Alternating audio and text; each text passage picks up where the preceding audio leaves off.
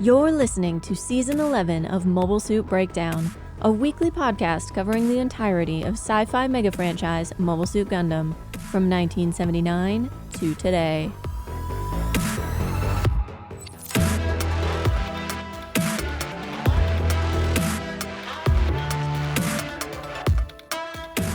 This is episode 11.18, Cowardly Tiger, Headstrong Dragon, and we are your hosts. I'm Tom, and as another plume of toxic wildfire smoke hangs hazy over scenic New York City, I'm considering the job opportunities for a podcaster in an apocalyptic wasteland scenario. I'm thinking wandering bard? For the low price of a bowl of mystery stew and a place by your fire, I'll regale you with tales about a Gundam episode that I remember from the before time. And I'm Nina, new to G Gundam, and this week's episode is giving me Karate Club training trip flashbacks. As an ad-free, independent podcast, Mobile Suit Breakdown relies on the geniality and generosity of our paying subscribers. Thank you all, and I wish I could give special thanks to our newest patrons, but we don't have any this week. If you enjoy this show and would like to hear our takes on later Gundam series, please consider supporting us on Patreon or Ko-fi. Paid subscribers also get access to years' worth of bonus episodes, extended cuts, exclusive outtakes, and other fun tidbits. Check out GundamPodcast.com/Patreon for more details. And to all our current patrons, thank you again. You keep us Genki. This week we're covering G Gundam episode 18, Hisatsu Waza o Nusume, Bijo Gandan no Dai Sakusen, or Steal the Secret, Scheme of the Beautiful Warriors, originally broadcast on August 19th, 1994. Chibity's whole team get speaking roles in this episode, and the actors playing them are an interesting mix. We've noted before that when only one member of Team Chibity needs to speak, it's almost always Bunny, and so it's no surprise to learn that the woman voicing her, Yamazaki Wakana, was the most successful of the four. She was raised in Kyoto and studied chemical engineering at Doshisha University there. But though she graduated from the program, she had already been seduced by the lure of theater. She had been a Takarazuka Review fangirl through middle and high school, and then started acting as a hobby while in college. By the time she graduated, she had concluded it would be impossible to make a living as a stage actor, but figured that she just might be able to pay the bills with voice acting while pursuing her real passion, theater, in her free time. She had only started her career a few years prior to G, but had already started landing major roles. Then in '96, 2 years after wrapping on G, Yamazaki snagged one of those coveted forever jobs, playing Ran on Detective Conan. In 2000, she got another long one as Nojiko on One Piece. She also played Sophia, the executive officer of the pirate airship Sylvana in Last Exile, and Ayane in the Dead or Alive series. Sadly, she fell ill earlier this year and passed away in April of 2026, just 61 years old.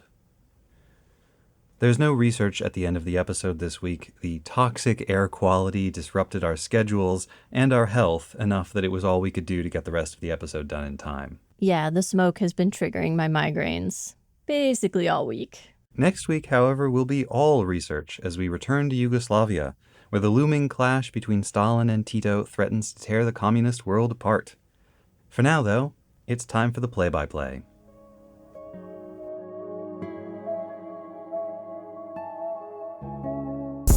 These are the Guiana Highlands, one of the most beautiful stretches of unspoiled nature left on old Earth. Here, more than a kilometer above sea level, the lonely battle cry of the endangered Gundam fighter can still be heard over the roar of the cataracts. No one knows why the Gundam fighters began coming here, but every 4 years a few of them make the journey, crossing many thousands of miles in order to reach this remote stretch of jungle. Scientists believe that Gundam fighters who have been defeated in battle by older and larger males feel an instinctual desire to return to the place where they were first trained to develop their skills. This one, nicknamed Mr. Japanese by researchers, was recently driven out of his territory in Shinjuku. He has spent the first few days here licking his wounds, cliff diving, and chopping at trees with his sword, but is now ready to begin performing elaborate martial arts routines in hopes of attracting a companion. Though the ritual resembles a mating dance, nothing could be further from this young Gundam fighter's mind. He is looking for a much more intimate connection. Arrival. Once, the valleys and plateaus of this dense rainforest rang with the calls of hundreds of Gundam fighters. Now only a handful of these noble beasts remain in the wild, and most fighters who make the journey will leave the highlands disappointed. But what's this? Mr. Japanese has had a stroke of luck. A new American Gundam fighter is in the area and has taken notice of the display. And what's more, the newcomer has a large and devoted support crew, a sure sign of good health in a Gundam fighter. The two will now begin cautiously testing each other's strength to decide if the other will make a suitable destined rival. With special infrared trail cameras, we can see how their body temperatures rise in tandem as their fighting spirits rage. What incredible speed. What agility. Now Mr. Japanese attempts to demonstrate his power by cutting through a massive tree with a rusted sword. The other Gundam fighter looks unimpressed, and another inauspicious development soon follows. The American support crew is trying to steal data from the Neo-Japanese mobile fighter, but they've been spotted by their counterpart. This is a serious breach of etiquette, and it could doom the budding rivalry. Fortunately, a dangerous storm soon rolls in, putting an end to the conflict between the crews. Facing the raging torrents of these flood-prone rivers will give both Gundam fighters an ideal opportunity to display their skills. Perhaps they will survive the winter after all.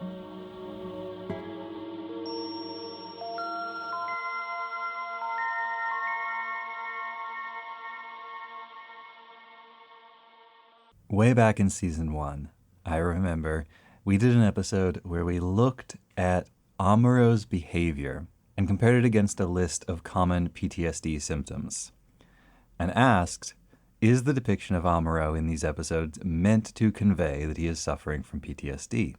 And we reached the conclusion, or at least I reached the conclusion, that I thought he was. But reasonable minds can differ, and over the years, various people, including some professionals with a much better idea of such things than I, have either agreed or disagreed, or simply said there's no basis on which to make that determination for a fictional character. No such analysis would be necessary for Chibity in this episode. It's fairly clear this is a pretty standard Hollywood depiction of PTSD for Mr. Chibity Crockett. He's having hallucinations. He's hypervigilant. Yeah, he's having flashbacks to when he was infected with the DG cells. He's lashing out violently. And part of the reason we had to do that analysis with Amuro was that the depiction of Amuro was highly externalized. We saw Amuro as the other characters saw him. To the extent there was any interiority, it was only in what he chose to share or what was revealed by his actions. And at the time I posited that was because, for Tomino, a member of the war generation, growing up with older friends, relatives, neighbors, etc., surrounded by people who had experienced the war very viscerally and directly, Tomino's experience of post-traumatic stress disorder was seeing the behavior of other people who had experienced it. For Imagawa, of a younger generation, his primary experience of PTSD is seeing movies in which it is depicted. Probably American movies and probably about Vietnam soldiers. Probably, right? Like we don't know the specifics of Imagawa's background, his friends, his family. Sure, we're making some assumptions here. But yeah, I think the depiction of Chibity is very internalized. I actually, quick sidebar, who is he meant to be fighting? This is Neo-Mongolia's Temujin Gundam. Okay. That is less helpful. So the curved swords I thought looked vaguely Chinese, or possibly like they were meant to look like machetes or like Middle Eastern scimitars. And I thought that your mention of Vietnam War veterans and the trauma many of them brought home with them would have been especially fitting if he was in fact fighting a Southeast Asian Gundam fighter. But alas. I think the idea of having Neo-America's Gundam fighter destroy, say, Neo-Vietnam or Neo-Laos's Gundam fighters in New York City would be maybe too much of a live wire even for this show to touch. Also, why doesn't the Neo-Mongolia Gundam fighter have like hunting hawk or eagle? Why doesn't it have a bow weapon? It's such a shame. Why is it not on a horse? Serious missed opportunity. That's it. The show has failed. Into the bin it goes. Let's move on to something quality. I'm just saying, if they're going to call it the Temujin Gundam, come on. Oh, I hear you. I hear you. I see you. I'm on the same page. It could have been much cooler. For those of you who don't know, Temujin was one of the names for Genghis Khan. And Chibody is not the only one who is suffering, apparently, from PTSD or something like it. Both fighters, including Domon, are clearly struggling with a sensation of powerlessness created by their recent fight against the Devil Gundam. And a sense of being haunted by it, of it looming over everything they do all the time. Domon reacts to this, we know, by going to the Guyana Highlands and training, but a lot of what he's doing to Rain doesn't look like training. He's just like cliff diving. What struck me about this is that while we see him clearly doing martial arts and training his balance and agility and strength and what have you, the cliff diving, the waterfall dive, all of that is actually about training against fear. Mm-hmm. About making himself do things that are frightening. Or even just trying to prove to himself that he's not afraid. But it's not enough. He doesn't seem to be making any kind of progress. He still cannot cut the tree. Although in his defense, that tree is thicker than Argo Golski. Like Domon and Chibody together probably could not wrap their arms around that tree. And Schwartz is there doing his puppet master thing. He has identified the problem and is cleverly prodding at various parties to produce what he believes is the solution. You had suggested that Schwartz might actively train Domon, and I had said that he wouldn't. And we're kind of both right. Well, maybe we're building towards that. Maybe it's too soon for that. I will say, for anyone curious, I have absolutely had total strangers butt into conversations in New York City. That is a thing that happens. If you're a New York native like the Chibody gals, this would not be a surprising incident. Like a random old dude insisting on giving you advice. Might be good advice. Not that unusual, but they wouldn't have listened if it hadn't rung true. Mm-hmm. They pay a lot of attention to Chibody. They can tell that something is off. Sure. Well, he and Domon, again, are paralleled in the way that they are reacting to their defeats at the hands of the Devil Gundam. Both of them are lashing out in this sort of like formless, artless violence. Chibody obviously smashing away at the already disabled Temujin Gundam. But Domon, like running through the wilderness, just slashing randomly at whatever low-down, dirty, nasty piece of vegetation happens to look at him wrong. Incidentally, this is exactly how I spent a lot of afternoons as a little kid growing up in the woods. Although I didn't have a sword, I would just grab a dried-out reed and swish it around me as though it were a sword. I will return to the matter at hand, but I have to say I was cracking up looking at Domon, who insisted on tearing his shirt off for training, but is still wearing like regular slacks. It's a look. I don't know if any of you have ever tried to throw a high kick in regular pants. I don't recommend it. No, he's got the special, he's got the ones with the gusseted crotch that Chuck Norris was selling. Do you remember these? No, but that sounds like a very Chuck Norris thing to do. There were special Chuck Norris brand jeans that had an extra like triangle gusset sewn into the crotch so that you could throw high kicks in them. Look it up, kids. You'll find the ads online.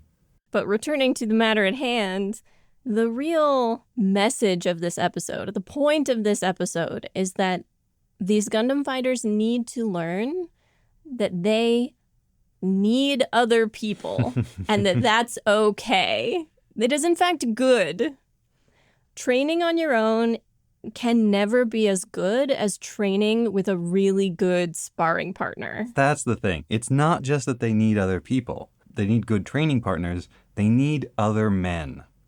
The gender going on here is neither complex nor accidental. Like, both of them have devoted female companions, and yet, in their trauma reactions, in their misery, they are driving them away. Chibody, the girls are so concerned about him that they boat off to South America in order to find a solution to his crisis. But as much as Rain needs this break, like, She's bored out of her mind. She doesn't see the benefit of Domon's training. He can't explain it to her. We've seen her on the verge of leaving him before. I specifically said need people. I appreciate you bringing up the gender dichotomy, but people, because there's the training partner side. And then there is the fact that, and this is not subtle, both of them reach new heights of power and ability only when they are acting to save people they love. This is the ultimate fantasy for a young man of a certain age. The greatest power of all isn't anger, it's love. That when the chips are down and the girl you have a crush on is in danger, you will be the one to save her. You will demonstrate your incredible skill and power. You will pull her out of the raging, flooded river. You'll pull her out of the way of traffic. You'll beat up the bully, whatever it is. And she will know the true depth of your feelings without you even having to say the words. That's the best part. You Right, never have to say the words. You don't have to say anything, actually, except with your fists. Which, as we've learned, martial artists are awkward people who can only communicate with their fists. So this is really the best chance they're going to get. You have to find a girl who is constantly winding up in danger so that you can always be saving her. And Rain makes the point to Shirley, because Shirley doesn't want to call for Chibity's help initially. But Rain makes the point, you're partners. You have to depend on each other. There's nothing wrong or shameful in being rescued by your partner. I love their combat fits, by the way. The tank tops and cargo pants. Yup. I love their sense of fair play. Like, there's 4 of them, and they have guns. And yet, when Rain chases, they still, run away from her. What is she going to do to them? But I suppose the guilty flee when none pursueth. One of them even comments admiringly that Rain has been able to keep up with them. In a nod to the necessity of having good training partners, of being inspired by your rivals, of having these relationships with other fighters, other men, where they're not, strictly speaking, your comrades, but they're not your enemies either. Mm-hmm. Of having men around who you admire and can look up to, which both of them acknowledge is this is the best kind of training. All gets hammered home visually at the very end of the episode when the 2 mobile fighters are standing side by side, not opposed to each other, both sort of facing the same way, standing at the same distance to us. They look as though they are together rather than in opposition. Well, and in facing the raging river, the flood, and the debris, they are facing an opponent greater than either of them. Which is the whole point of this. They are doing this so that they can face off against the Devil Gundam. Neither one of them is really concerned with the Gundam fight right now. Neither one of them is concerned with the fact that eventually they will have to fight each other. This is an alliance. This is a union of 2 people who would normally be rivals, and to some degree still are, against a third, greater adversary. As Sun Tzu says, when in ground of intersecting roads, seek alliances. An interesting through line that we are maybe going to see more of. I would say we've got 2 incidents so far, so until there's a third, it's not really a pattern. But when the Gundam fighter himself cheats, that is portrayed pretty strongly negatively. Mm-hmm. Cheats or does something sort of nefarious and immoral to gain an advantage. When the women who support them very reluctantly and against their own inclinations cheat in order to support them, that's tragic. But it's not bad. Because Chibity's gals, there is a lot of reluctance to steal this Shining Gundam data. Mm-hmm. The real plan all along was, in my opinion, just to goad Chibity into action. I don't think so. Oh? No, I think the plan from the perspective of the girls is they go to South America, they steal the Gundam data, they then use the Gundam data to give Chibity an unfair advantage over the Shining Gundam. Chibity defeats his rival from Neo Japan and feels better because he has attained a victory. This reveals that the girls don't really understand what's wrong with Chibity, but I think that's their plan. I had sort of understood it as they take off without telling him. They leave the note, which is fairly insulting and I think clearly goading him. because they expect him to follow them, and then he will have to fight the Shining Gundam. He will have to fight Domon. They're going to steal the data also because they're concerned. They don't entirely trust his ability to win without it. Mm-hmm. They think what he needs to feel better is a win, but what he really needs is a friend. I think that's the mistake they've made. And it can't be just any friend, right? It has to be somebody who has faced the same overwhelming menace that Chibody has faced. Because only Domon can understand. I wouldn't call this a friendship, though. Well, I know. I said alliance earlier, and that's also what it is. Training partner.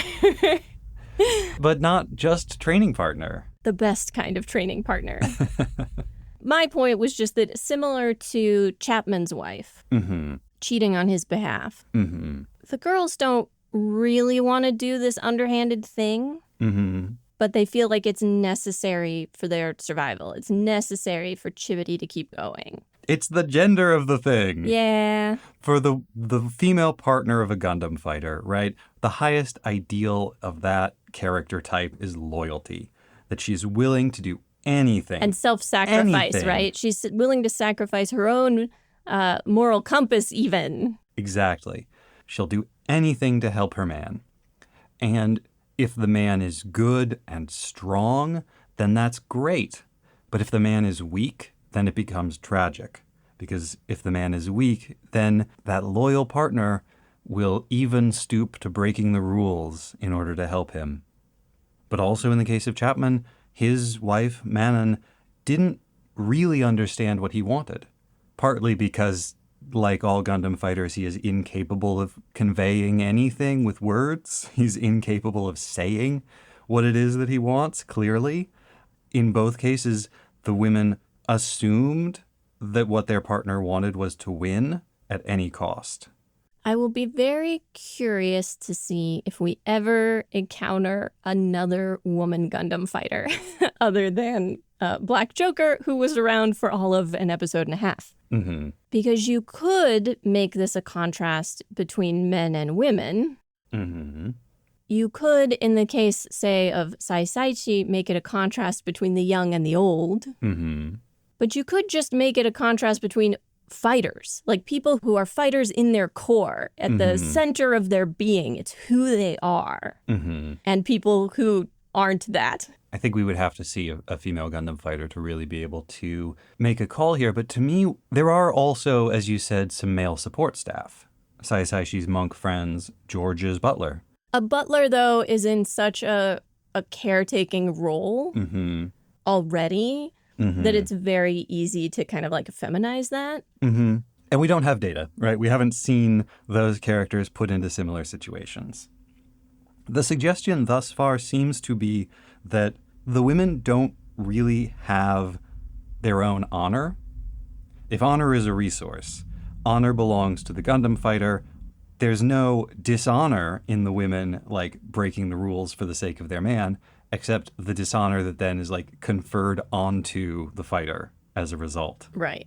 Which is why Chibody destroys the disc with all of the Shining Gundam data on it.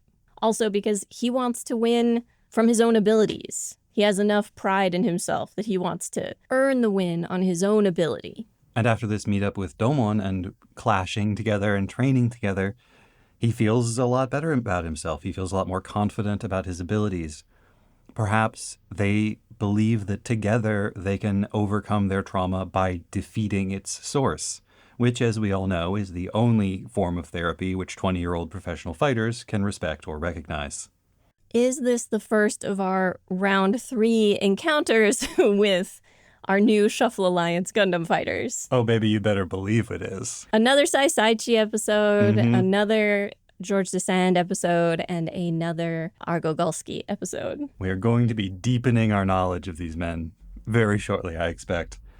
To move off of the gender question. It doesn't seem like much of a question, really. Fair enough. How cool is the backstory for Chibody's team? Ugh, they were all delinquents. I love it. And I love their teenage delinquent outfits. Not just delinquents, but downtown New York delinquents in their early 90s looking outfits. They're great. Love all of them. thieving and fighting and rioting, apparently. And then stowing away on a shuttle to the colonies. And Chibody wins their eternal loyalty by being the first person in their lives to treat them like real people. And all that happened is that he saw shuttle security grab a bunch of delinquents and start to drag them off of the shuttle. And he felt that sense of kinship with them. He recognized in them something very similar to his own background. The hunger. The fight. They've got those good eyes. And they've been with him ever since. I don't expect G to be making profound political statements. I don't think that was their intention. When you watch a Tomino show, it sometimes feels like he's grabbing the viewer's head in his hands and he's shouting, "Think! Think about the world you inhabit! Read a book or a newspaper, for God's sake! Learn some history before one of those idiots blows us all up!" There's a desperation coming from him. And G is not like that. G feels like Imagawa is sitting down on the couch next to you with a bowl of popcorn and saying, "Aren't movies wonderful? Do you want to watch some Netflix with me?" And it's a real sign of the times. Definitely says more about our world today than about G Gundam, that this extremely basic depiction of like America and New York is suddenly a radical statement. The tension has always been there, but the strength of America and especially of New York has always been sirens. Hey, very appropriate. Thank you, New York, for making yourself heard on this episode. The strength and the beauty of New York, and I guess America too, has always been, if you have that fire in you, if you have that hunger in you, the scrappiness, and you come here, you will be welcomed. You'll be treated like a person, and you will be given the opportunity to prove yourself. In a, admittedly, somewhat like facile in a historic way, but very in keeping with the early 90s. Having the show itself describe Chibori as Tomon's destined rival is a projection of the kind of relationship Japan maybe wanted to have with the United States and felt like it had at that time and in the late 80s, of not too friendly and not subordinate, but two powers that could work together and respect each other and actually like spur each other to new heights in their competition. And I try not to read too much political commentary into G because I don't know how intentional any of it is, or if I'm just so used to reading a lot into Gundam shows that I'm reading it. But to have Chibody in this same episode make a crack about the quality of made in Japan goods feels like, okay, we're talking about global economic competition. To that point of like, how political is G ever trying to be?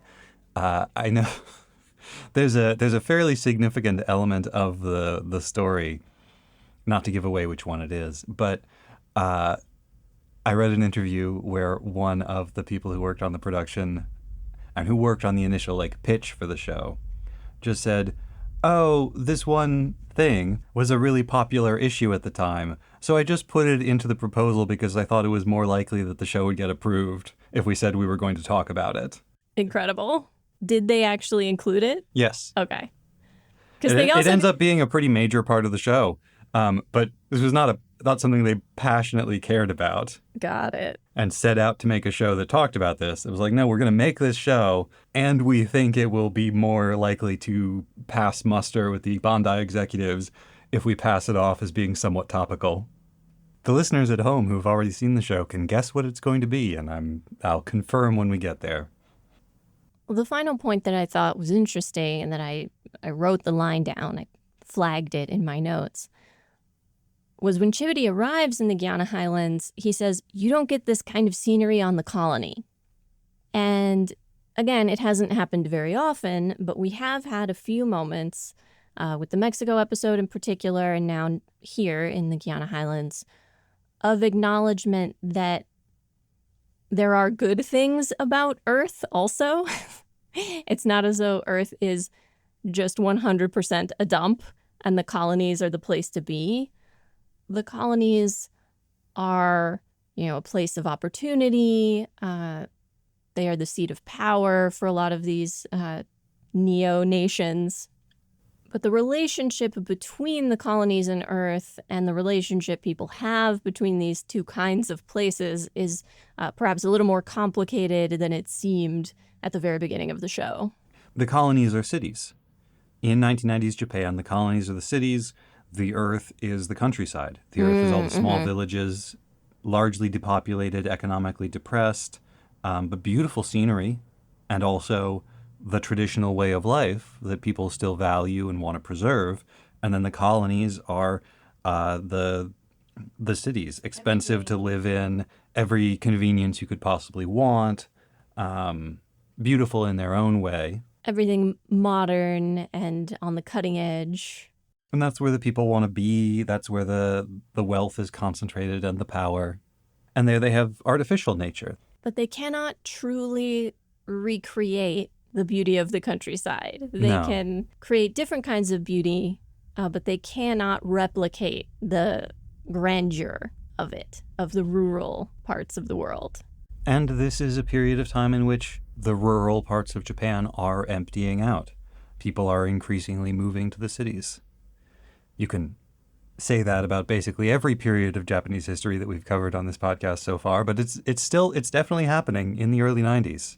And in fact, the collapse of the bubble economy, which, like, historically the bubble has popped, the economy is collapsing, but it takes a while for perceptions to start changing. Like, it's not clear that people in Japan were aware at this point that the bubble had popped. Or even if it had popped, this period might have seemed like it was likely to be a recession of a few years' duration before things picked up again. I doubt many people expected the lull in their economy to last as long as it did, to become lost decades rather than like a lost few years. Right. But there may have been a sense of anxiety slipping in about life in the cities, about this direction for Japanese culture and the economy to be taking, that perhaps something has been lost. Perhaps there is more value in the old Earth than they thought. It may also be around this time that some of the people who were older adults in the, immediate pre-war and World War II era were starting to pass away at this point. And so there was a sense of loss of knowledge with the loss of that generation, that was a generation that remembered what a less modern, less urban, less developed Japan was like. And that knowledge was being lost with those people. And to get specific instead of general, we know Imagawa, he's from Osaka, he's from a city, but a somewhat smaller and less fast-paced city than Tokyo. And we know that he had a lot of ambivalence about living in Tokyo. So it may well be that some of his personal feelings about Tokyo are slipping into the character's feelings about the colonies. Also, it's frequently said, and said enough times that I am forced to kind of believe it, that Imagawa was mentored by Tomino to some degree. And we know from anecdotes like on Victory when Tomino was unpleasantly surprised to discover that none of the animators on staff knew how to do a traditional diaper. Or the traditional carrying ties for a baby. Right. Tomino has a strong feeling of tradition and nature and the countryside versus modernity in the city, and may have passed that on to Imagawa during the time that they were working together. And while in general I am very critical of Tomino's sort of anti-modernity, anti-cities attitude, in the specific examples you mentioned, it comes out of this completely understandable and frankly very practical wartime mentality of okay, but what are you going to do when the imports stop? What are you going to do when you can't just go to the store and buy a thing? What are you going to do when there's no money, but you have to just repurpose what you already have? He remembered and grew up with people who remembered even more strongly the periods of deprivation during and immediately after the war. And the abundance of modern life, I imagine, felt a bit dangerous because it lulled people into a sense of security. It lulled people into forgetting how to make do. It creates a simultaneous paradoxical situation where you're more dependent on other people than ever, because you're dependent on these long supply chains, you're dependent on complex manufacturing processes, you're dependent on supermarkets and industrial production of goods. But it's not people you know. It's not your neighbor and your cousin. That's the other side of the paradox. You are more isolated from the people providing the things that you need than ever before. You're placed into a dependent position. You are dependent on the continuation of this massive system that you do not understand and really cannot affect. Some of my grandparents who had grown up during the Depression just would not throw things away, kept so much stuff. You never know when you'll need it. And there was that sense of you never know when you need it. You never know when it'll be useful. And now that's a thing you don't have to buy. Mm-hmm. And obviously this was crazy making for their children and anybody who had to deal with their things. And it felt so strange because that had been such a long ago part of their life, right? They had lived many decades without that same sense of precarity. But it had happened when they were so young, it affected them all the rest of their life. Mm-hmm.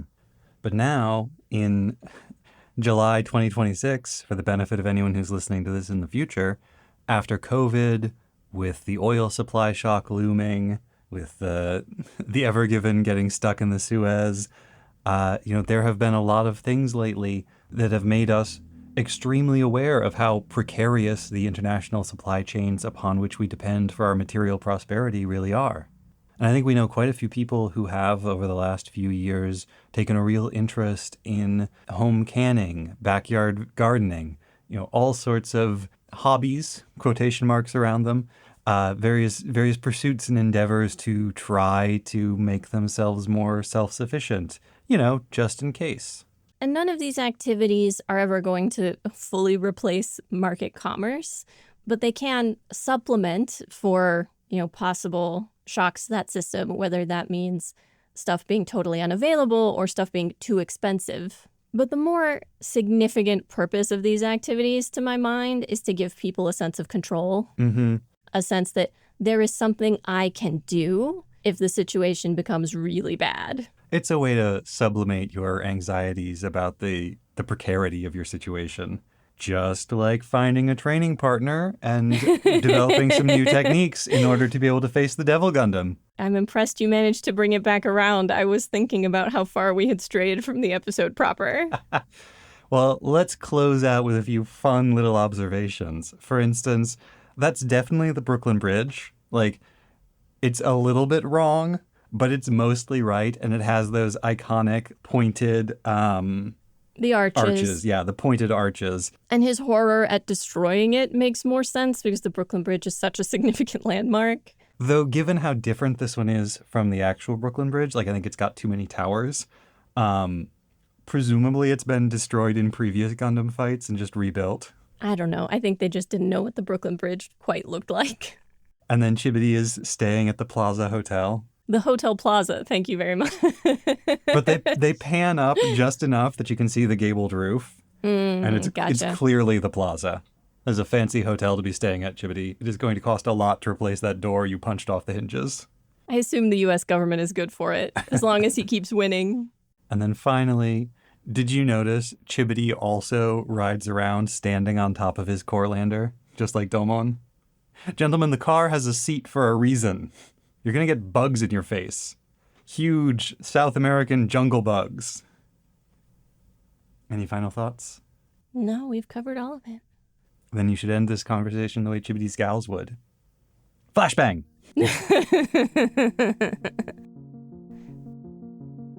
Before we go, don't forget to go to iconsofanimedoc.com and fill out the survey there. And what the heck, while you're visiting the World Wide Web, maybe check out lydiadisappears.com too.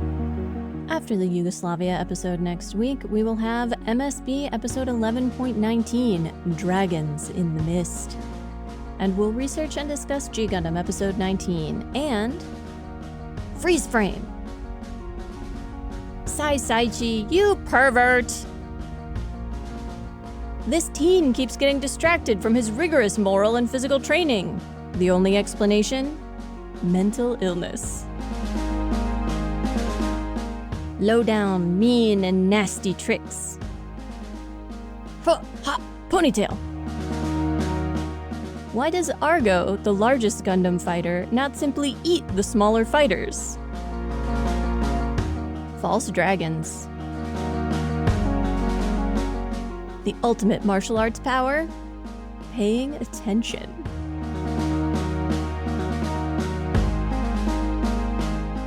Peak character design is when there's a big guy and a little guy and they're friends. And has Rain considered polishing and sharpening the sword while Domon sleeps? Ready? Go!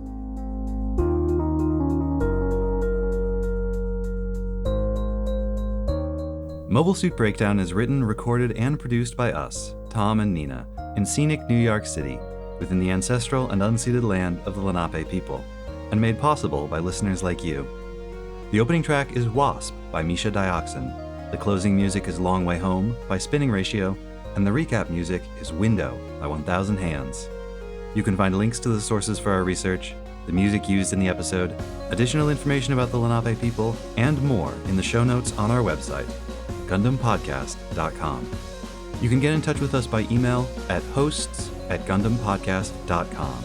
If you'd like to support the show, please tell your friends about us, leave us a nice review wherever you listen to podcasts, or if you'd like to support us financially, you can do so at GundamPodcast.com/Patreon. Or look for other ways to support the show at GundamPodcast.com/support.